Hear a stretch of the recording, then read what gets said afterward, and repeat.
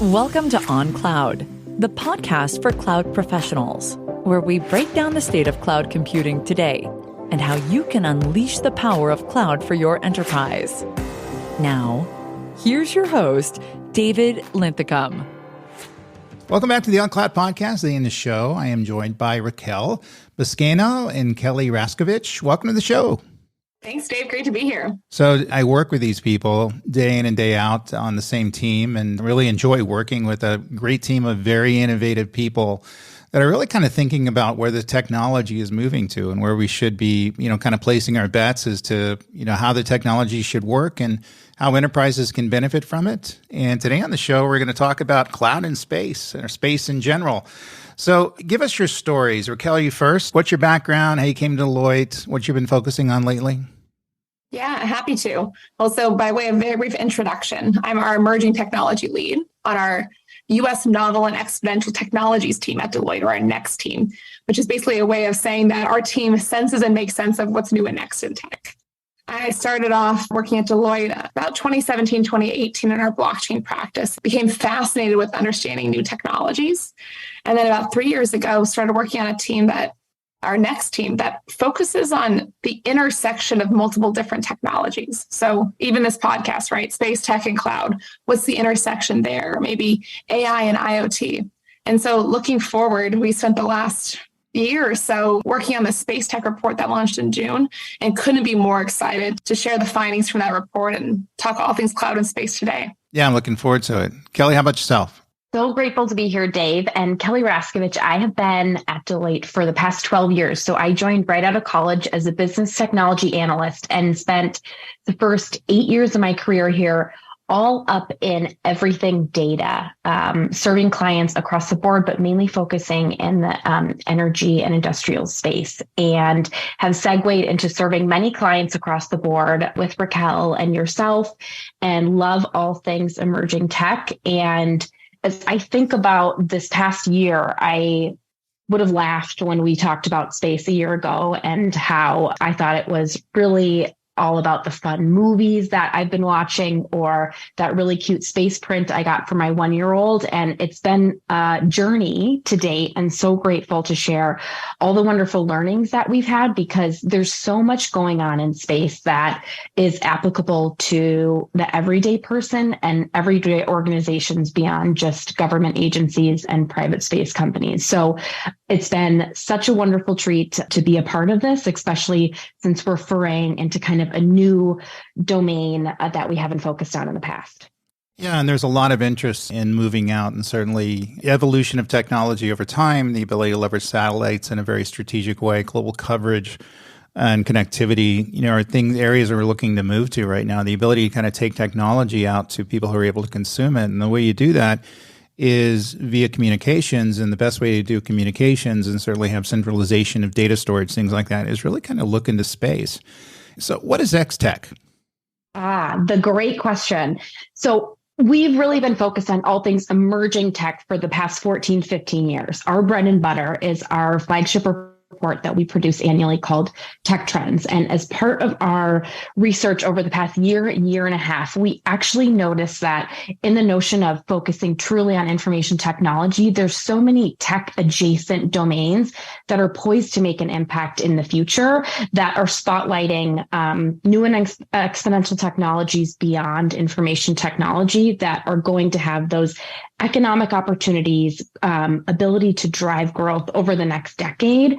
And while some of them might feel not applicable to you today, they are certainly going to prove to be table stakes in the future. And so X-Tech, meaning X is the variable, right? So for now, we started on our inaugural one around space tech, but we're going to focus on other domains and areas in the future as well, whether that's energy tech, robotic tech, biotech, you name it.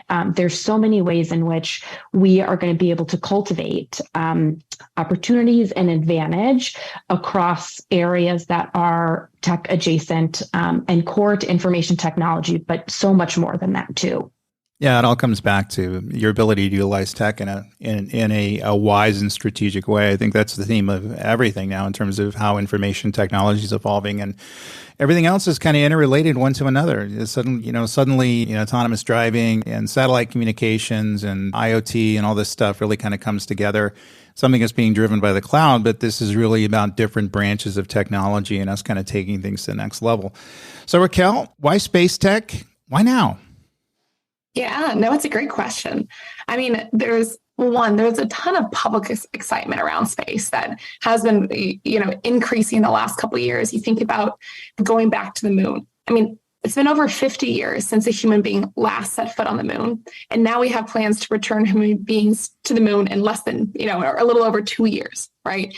You look at programs like NASA's DART test, right? Or Double Asteroid Redirection test, or the James Webb Telescope, right? So there's been a public excitement in space that's been emerging. But more so than that, it's that the business opportunities in space are really coming to fruition. We're truly entering a second space age, one in which government and commercial entities are working together in tandem, fueling growth. And we have unprecedented access to space for businesses. And so that could be any company on Earth using satellite imagery data or SATCOM to reach new customers, or companies thinking about how they might experiment in microgravity to develop fiber optic cables or protein crystals with fewer impurities. And so what I think is so exciting about the time we're in right now is that we are truly at an inflection point with so much activity in space that every company right now should be thinking to themselves, how can I play a meaningful role in space, either providing products and services to the space economy, receiving products and services from the space economy. There is so much happening, and we are in the midst of it, the second space age right now. Yeah, and we just heard about the core driver, and that's the ability to get to a business advantage. In other words, the ability to return value back to business, and that's going to drive the technology. It's interesting. Certainly, we've invested in space and looking at experimentations and looking at it as a science thing. Most businesses don't look at it as something they can do to increase their business, to make their business better, and the ability to bring goods and services to market using better technology, better understanding, things like that. You just kind of hit, the ability for satellite imagery to understand the hydration of a particular field. And that's studied by an AI-based system, which is able to manipulate watering sequences for a particular field. So it increases crop growth, increases our ability to get food. So a lot of the stuff is dependent on this. So Kelly, what are the trends right now in space? And, what are we looking to, devolve to, and where do you think we're going? Well, there is so much untapped potential, especially as we think about how Raquel teed this up on decreasing launch costs, a rise of satellites. And what that's really going to bring is an increase in the rise of data.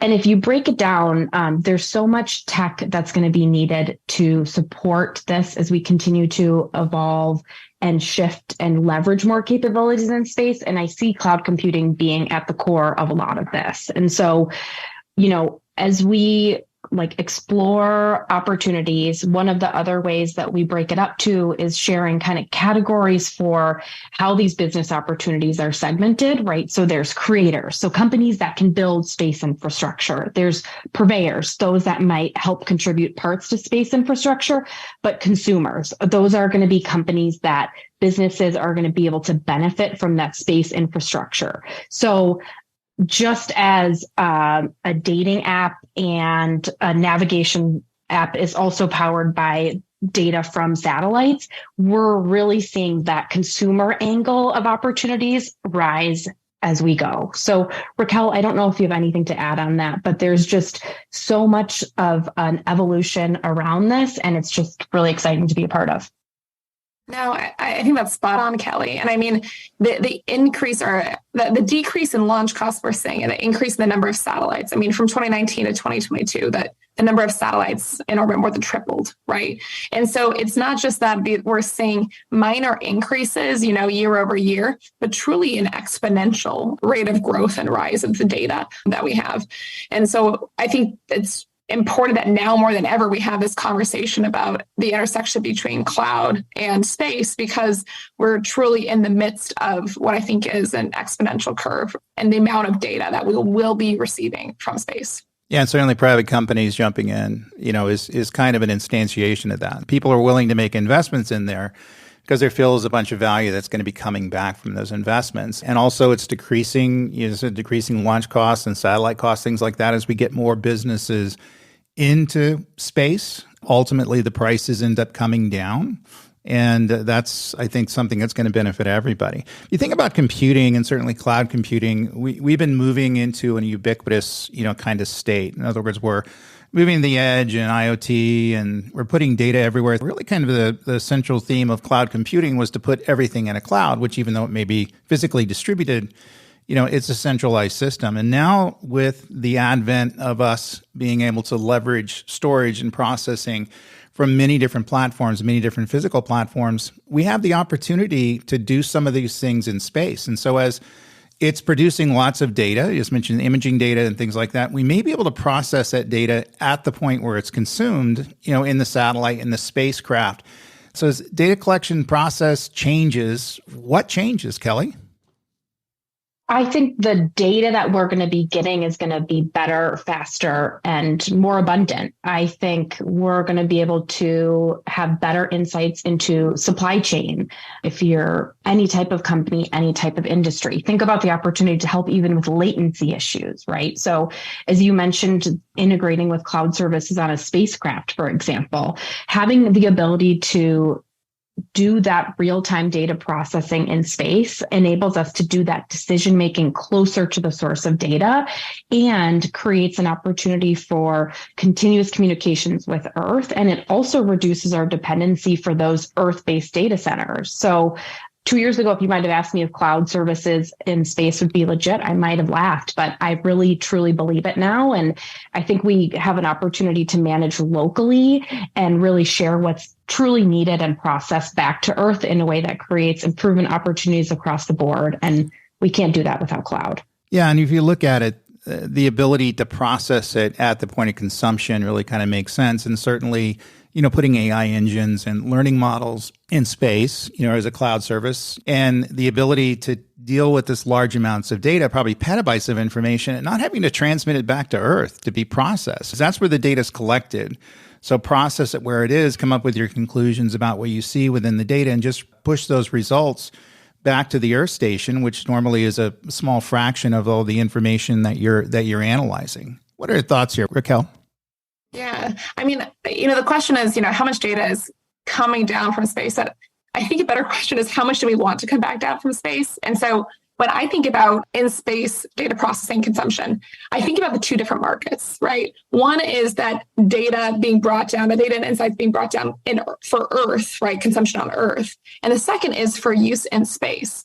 And the value props of those two things are very different. So with Earth, it's all about, a lot of the things that Kelly mentioned, where we're trying to, yes, reduce latency, but also it's a data transmission cost. Is if we can process onboard satellites, what does that mean in terms of the actual transmission cost of bringing those insights back down to Earth? Right? You can also use energy cost framework too for bringing insights back down to Earth, because if you have a satellite that has untapped potential to solar power, right? Well, that eases the energy constraints rather than having a data center and the electricity needs of that. So I think when we're thinking about consumption in Earth, it's different than in space. And there's a huge value proposition there, where if you're talking about enabling autonomous satellite collision avoidance, or even the future of human space travel to the moon, Mars, and beyond, the reduction in latency and real-time automation there for in-space data processing becomes not just a nice to have, but a need to have. And so for me, those are the two different ways that I think about segmenting the market, is where the consumption is happening. And I think the value props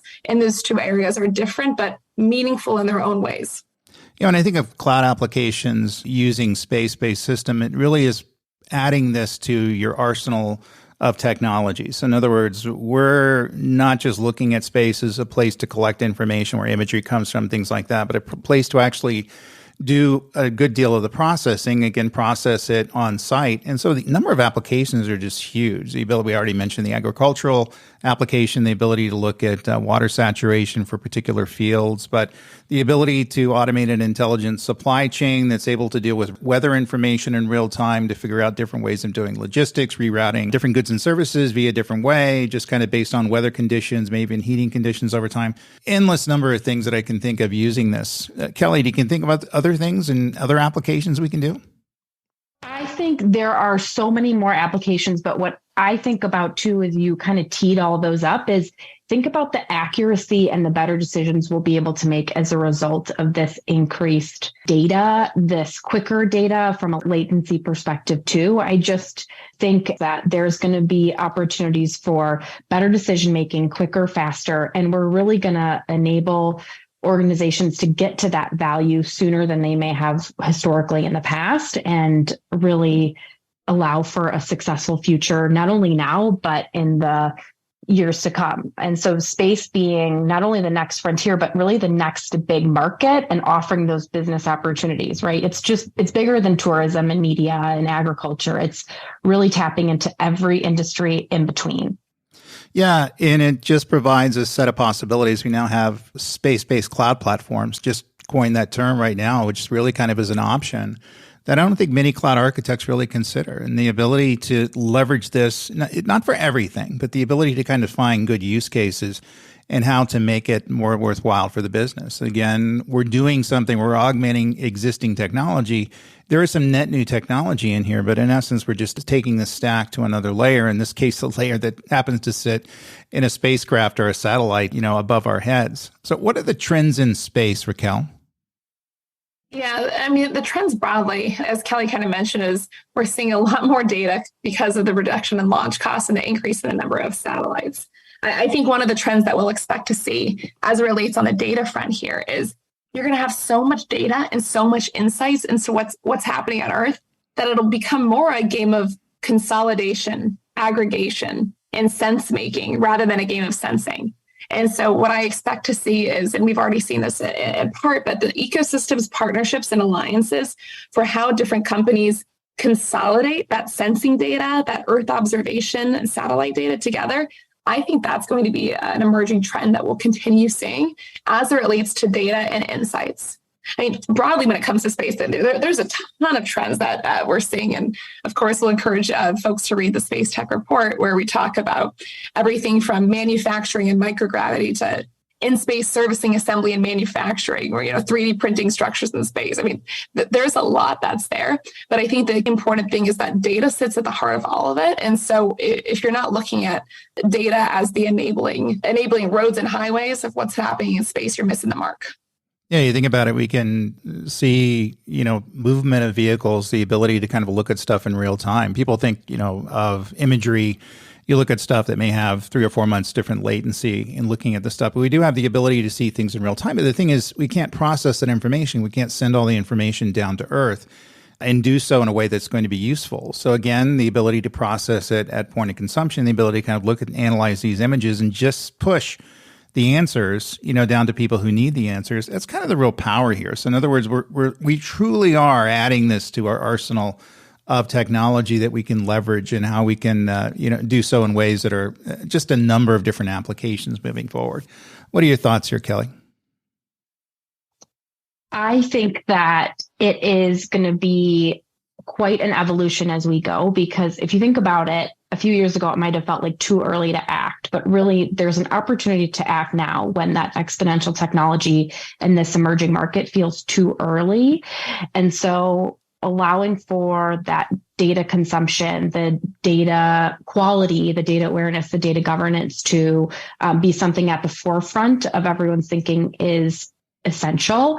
And I also think there's a notion towards trust and transparency. So having that explainability, that transparency towards what data is collected, how it's collected, and then being able to route it back to that source so that people are trusting in the data. They have more ownership of that data, and it'll continue to be used and create that value and make a meaningful impact across the board. Yeah, that always has to be a consideration. So Raquel, where can people prepare for this? Where can they get information? What should they be reading now in terms of how this technology is emerging? And, where would you point to somebody who's looking for the best information, the source for understanding space tech? Yeah, I mean, I think there's a lot of information out there. I think it might start with first is the internal reflection, which is, hey, if I had the data that I wanted, where can I get that with satellites, right? And so thinking about satellites and the opportunities that exist in the sky as complements and tools in the chest for your data and insights, I think that's the first identification process is how could I use satellite data in space to help aid my business? In terms of learning more, I mean, of course, you can reach out to Deloitte. That's always on the table. But I would say just familiarizing yourself with the opportunities, as we mentioned on this podcast, for all the different ways that imagery could be used. It's hyperspectral imagery, right? So it's not just still images, right? You're talking about temperature, right? The possibilities are truly endless for how we can use space data. So I'd say is just dip your toes in the water and start with the internal reflection of, hey, if I had a global view at what our world could do, what would those data points be that I would want to extract? Yeah, and I think many cases just companies considering that this is available to them. I think in many instances they may not have understood that until they heard this podcast. We have a lot of cloud architects and cloud engineers and people who are in the cloud world listening to this. Certainly have heard about satellite connections, things like that, but now we're looking at ways to actually consume this technology. It's becoming available. So what are you going to do to prepare yourself for making this happen? And make sure you don't miss the boat, because there's some good opportunities and some good applications you can build in this stuff that, really should be considered. So Kelly, where can we find your space tech report? You can find it on Deloitte.com/US/space tech. And the report itself is broken up into 3 dimensions. The first is here on Earth, and that's where we explore how launch innovation is revolutionizing the space market and making it accessible, like we've just covered.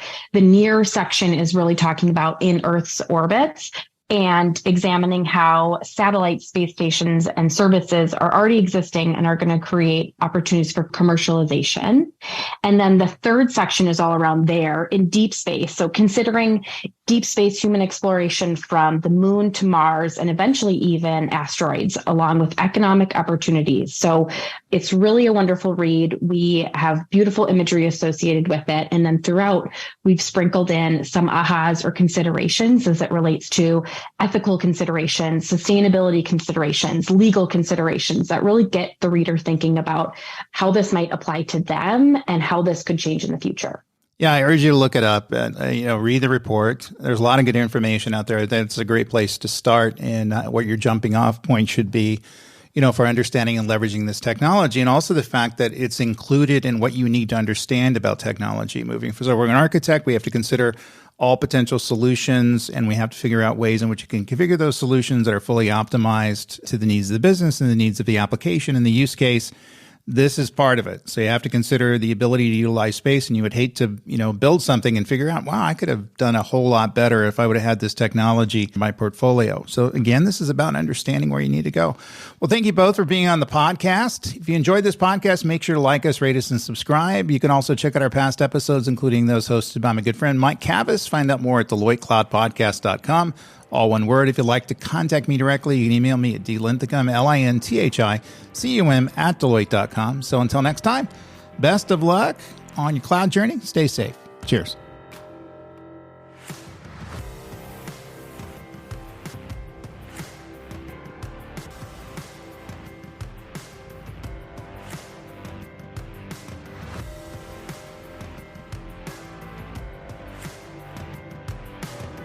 Thank you for listening to On Cloud for Cloud Professionals with David Linthicum. Connect with David on Twitter and LinkedIn. And visit the Deloitte on Cloud blog at Deloitte.com/US/Deloitte-on-cloud-blog. Be sure to rate and review the show on your favorite podcast app. This podcast is produced by Deloitte. The views and opinions expressed by podcast speakers and guests are solely their own and do not reflect the opinions of Deloitte. This podcast provides general information only and is not intended to constitute advice or services of any kind. For additional information about Deloitte, go to Deloitte.com/about.